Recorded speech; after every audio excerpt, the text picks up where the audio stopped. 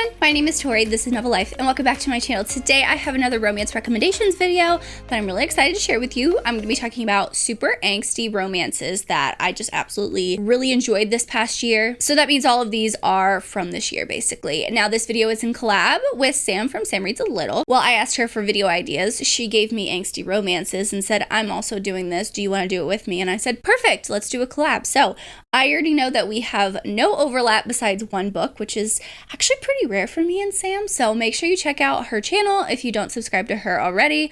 Also check out her video. I'll have it linked in the description box below. But with all that being said, let's just go ahead and dive right into the books. One that I recently read was Waitlist by Candy Steiner. Now Candy Steiner does do a lot of angsty romances with a lot of her older things, like Love Letter to Whiskey comes to mind. That's one of the most angstiest books I've ever read. This one was pretty high up there for being very angsty. Because this, I think, is her first book that she's published, I was actually really surprised of how emotional and how the journey was with our female character. She's relatively young when we see her. She's 18 when the book first starts. She's just out of high school. She just graduated, and she's struggling with her weight and how people see her. People start making fun of her because she's a plus-size heroine and stuff like that, and she's never really looked at herself as being like ugly or fat or any of those words that they call her. And it's actually like really interesting to see like how her brain changes and how her perception of herself changes with all of that being thrown at her. At the same time, she makes a decision to start going to the country club gym that her parents go to, and that's where she meets our main male character, who is actually her trainer. And he's a little bit older. He has a very, very dark past. There's a lot of stuff that comes up with his past and his sister. She has this really back and forth, hot and cold relationship with him, and it's for his, like, he's doing it to her, and she is trying to like figure out like what all he's about and stuff like that. I really enjoyed this one. The angst was really there because he's constantly pulling away. Like, he'll get close to her and take one step forward, and then it's like 3 steps back with him where he'll start pulling away from her. And I really, really loved it. I really loved the romance. I thought it was super fantastic, and I would highly recommend this one. The next one I have is Gravity by Tao Bauer. So this was my first Tao Bauer book that I read, and I absolutely fell in love with the writing. Oh my god. I think that Tao Bauer is probably one of the best writers I've read, and that's just from reading one of his books. I just absolutely adored it. So in this one, it's angsty because both of our characters, they go through a lot in this book, okay? Now, a lot of the angstiness and emotional elements in this book come from outside things, but it is kind of angsty because you see our characters at the beginning of the book. One is this really well-known NHL hockey player, and he goes to basically like the all-star game. There he meets one of his, I say, biggest fans. He's a new hockey player in the NHL that plays for a different team, and when they get on the ice together, they just click really well. They know plays, they pick up on each other's energies and vibes, and they're on the same like wavelength, and everyone sees that, right? And they have this like every night after all the all-star games and practices, they kind of hang out and get to know each other. Well, then one night, one of the last nights that they're there, the well-known NHL character goes to kiss the other character, and he's like, no, what are you doing? I'm not like that. And he's like, I'm so sorry, I misunderstood. He's like very apologetic, and he distances himself. And it's honestly really sad because you can see that they've had this really intense connection friendship wise. Also, like on one of the characters, he starts to really fall and feel something for the other.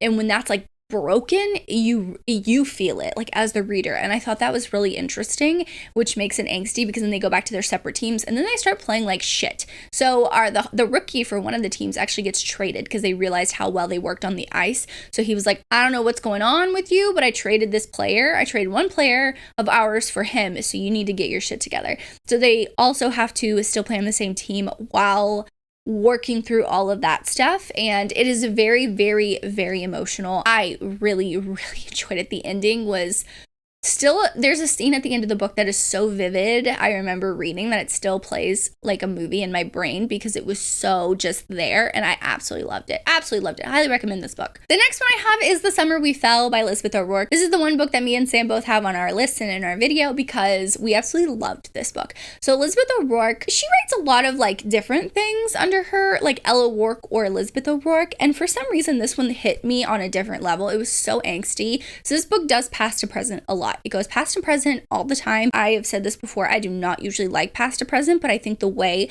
that this story was told and how she wrote it, the past and present was necessary, and it actually it was just a beautiful way to tell the book. So it's very messy right from the beginning. You see our female character, she's actually living with her boyfriend at the time she's in high school, and he is in his first year of college. She's living with him because her home life is also, but his dad is actually a pastor. So there's a lot of religious talk in here, which if that's not something if that's triggering to you, definitely don't go into this book because it's talked about a lot. You see her boyfriend come home from college. He brings home a friend and they kind of spend the summer together and they look at each other. So our female character and our main male character, which is her boyfriend's friend, looks at each other and is like, I recognize something that you're like messy on the inside. You have a lot of shit going on, because I'm like that too, basically. Like they like do this to each other and they kind of just keep their distance. And over the summers when he comes back home after college, you know, she's going through her own struggles of what she wants to do with her life. But you see the present time is actually they're coming back to the same hometown because the person who raised them during those summers, like the mother figure, opening up this foster home for kids, like older kids to come, kind of like how she did for them.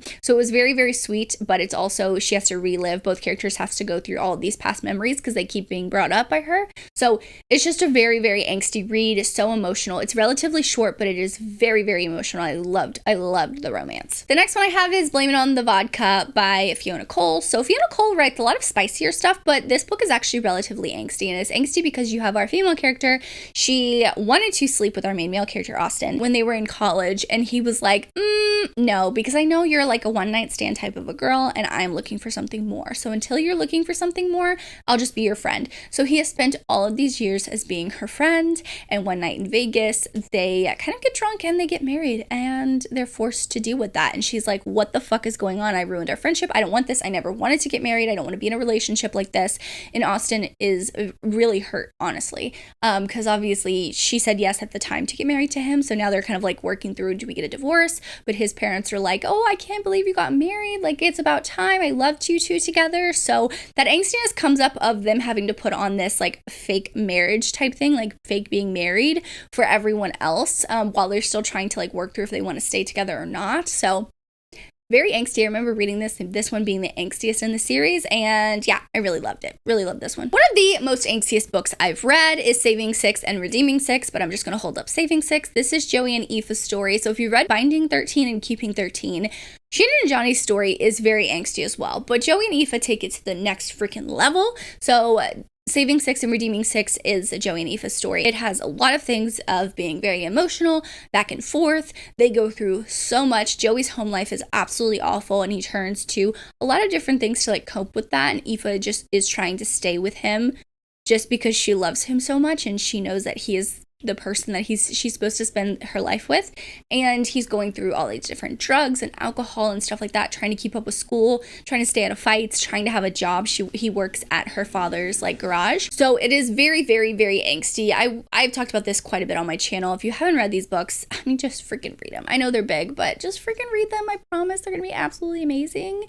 There's just a lot of triggers with these books, so definitely check your triggers before going in. The next one I have is the first book in a duet. Well, I'm technically recommending the duet. You have to read them together. But that is Bringing Down the Stars. I think this duet is just the Stars duet or something. Oh, the Beautiful Hearts duet. This is book one. I don't physically have book two, but I have read both of them. This one ends on a cliffhanger. This is kind of like a love triangle-y book. And I say kind of love triangle-y because there's a lot of things that happen in this beginning book. So you see our female character and our main male character. They meet in like a coffee shop type of a thing, and he's just sitting there chilling, just doing his homework or doing his schoolwork and stuff like that. And his best friend walks in and sees this girl, and he is one of those like playboy kind of guys. He's really rich, he's really poor, the other one's really poor. So obviously they come from two different sides of the track, and because he's more quiet and reserved, he doesn't really like go after that girl, but his friend is like, oh, do you want to go on a date? So it's kind of one of those things of he saw her first, but his best friend kind of jumped at the opportunity to date her. So they've been dating this whole time, and then they go into the military together. And while they go into the military together, they want to start writing, or he starts writing to the girlfriend, and he kind of just doesn't really know what to say. So he makes the friend start writing, and that's how she falls in love with him, the guy that she's dating, but it's actually our main male character that she's falling in love with because he's the one that's writing everything. So it is so angsty, especially the second book. The second book was, oh my God, so angsty. You're going to want to continue. I listened to audiobooks and I think they were done really, really well. I don't want to say anything else past that because anything else would be considered a spoiler, but I promise you, you're not going to be disappointed if you read this duet. It is so beautiful. I mean, it's the Beautiful Hearts duet. It's because all of them have these beautiful hearts, but they're all like struggling in their own way, and I absolutely loved it. Highly recommend. Just Emma Scott is absolutely amazing. And the last book that I have to talk about is From the Embers by Ali Martinez. So Ali Martinez is known to write very, very, very angsty books and very emotional books. And when I tell you, this book is it's so messy and angsty. How do I describe this? So you see these two different couples. They're friends. The guys are friends. The girls are friends, right? One of the couples is struggling with their marriage, and so they have both kids from both couples stay at like one of their houses with a nanny, and they can have basically an adults night out. They go to the other couple's house to hang out, have game night, have dinner together, drink some wine, just like relax, and a fire breaks out, and like an explosion kind of happens and a fire starts. Well, our main male character in this book grabs, what he thinks is his wife, but it's actually the other person's wife, his friend's wife. And that's because she's wearing one of his wife's dresses, so he didn't realize like, oh, that's her dress. Like, he just saw her dress and remembered that, but he forgot that her friend was wearing it. So he doesn't save technically his wife and his friend. He saves his friend's wife, who he's not like the biggest fan of. Like, they tolerate each other or whatever, and that gets even worse because they die. The other two die in that house. He can't go get them, so he's dealing with this immense grief. They both are, from losing their partner, and they both have children that now is growing up without a parent. One of the parents. So basically what they do is they move in all together. So all of the kids are living in the house, and the female character and main male character that survived, the wife from one couple, the husband of the other, is just going to coexist in this house together to kind of heal and do this and go through this journey. Of course, Ali Martinez has the biggest plot twist, and I was not expecting it, but the romance was actually really sweet. The kids play a big part of their healing journey, and I really liked the way that she wrote it, how like grief is different for everyone. So highly recommend this one too by Ali Martinez. I feel like this is like an underrated one, but those are all the angsty romance recommendations that I have to share with you. Make sure you check out Sam's video in the description box below, and check out her channel if you don't subscribe to her already. She's very close to 10K. And yeah, for the emoji, drop me the crying emoji, just because, I mean, with angst, you most of the time cry. It's very emotional. So yeah, drop me the crying emoji or some type of tear emoji in the comments down below. But thank you so much for watching. Make sure you like and subscribe for more content for me. As always, I hope you're living a novel life, and I will see you in my next one. Bye, guys.